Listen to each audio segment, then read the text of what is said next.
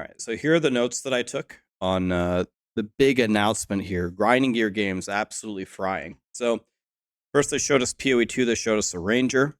The main thing, I mean, they showed a bunch of different skills. It looks beautiful, great game. The main thing is you can ride a Roa, ride a bird around and shoot everything, which just looked absolutely godly. The sad thing here was PoE 2, the beta, I should say. The beta is delayed toward the end of the year, which this makes me think that PoE 2 might not come in 2025. Maybe it's going to be 2026. My opinion on this very strongly is don't let us play until you have it ready. It is 1,000 times better to delay it. We will play other games until then, but it was delayed. So the beta is not coming till the end of the year. For the Necropolis League, it looks absolutely godly. I'm constantly impressed by Grinding Gear Games, just imagination in creating things. You can adjust like spirits and buffs that they get as you go through different zones. They have tooltips for all the monsters to help new players learn the game. This is one of the only ways to learn the game, so that's nice. You kill monsters. The Grim Reaper comes and grabs them, puts them in the morgue. You move them from the morgue, and then you bury them to do crazy things like craft. You can bury entire families for uniques. You can change the monster types for very specific rewards in the zones. Like you can get tattoos. I'll be honest with you, I don't even know what this is. I didn't play this league, or splinters. And they're going to put it in the passive tree. Then they're making a ton of quality of life improvements to the end game. They're putting in new bosses. The fragments that now spawn the Ubers now drop in T17, and the Ubers have a unique drop pool now because players were clearing like the initial bosses but not fighting the Ubers.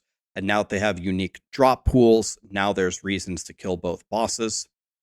The T17 maps drop the fragments. There's new bosses, new modifiers, and there's target farming with reworked uniques.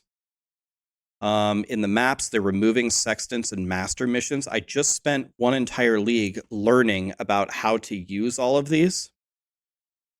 And now they're removing it and making it much more simple, which is great for the game. And they're mostly enveloped within scarabs and within the passive tree. And the scarabs are going to be much more powerful. Another beautiful thing that one example of a beautiful thing you can do with these now is now you can farm the really rare divination cards without being locked to a single map. But there's tons of other examples. And they're giving you loadouts in the passive tree, which is a god tier change in what we're asking for in all the other games. They put secrets in the campaign. I'm not sure how much these are going to matter because the whole point of the campaign is just to run through it as fast as you can. They're adding more transfigured gems, and there's a massive amount of quality of life coming to the game. Automation casting of skills, and spam skills. I don't even remember what that means. Control Shift Click lets you move all currency. Detonate Dead is more telegraph. This is what's killing everybody. Harvest crafting always shows the item. That way you don't have to keep mousing back and forth. Breach automatically opens. The Pantheon persists from all your characters. Can reroll the fragments. Veiled orbs are now the Ashling. This is like a super advanced crafting that was super annoying to do. Now you don't have to do it. And you don't have to waste the guardian kills to get invitations. Oh, you can spam the crafting items. Yes. Spam the crafting. The crafting items. Yes. So you don't have to use X mouse. So in general, massive update to PoE 1 for quality of life and for the end game and for new players. The new league looks great. And I really don't mind the PoE 2 beta being delayed. For the love of God, just get it right. I have no problem being patient.